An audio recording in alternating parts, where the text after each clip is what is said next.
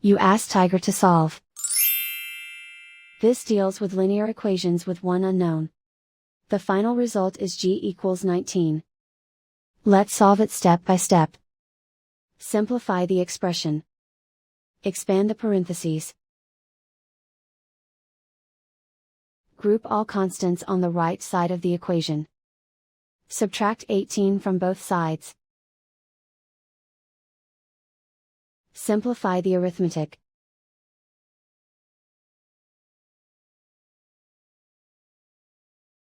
Convert the g into a positive number.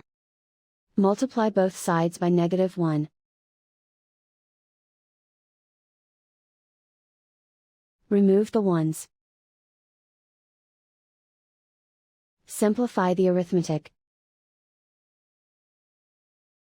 And so the final result is g=19.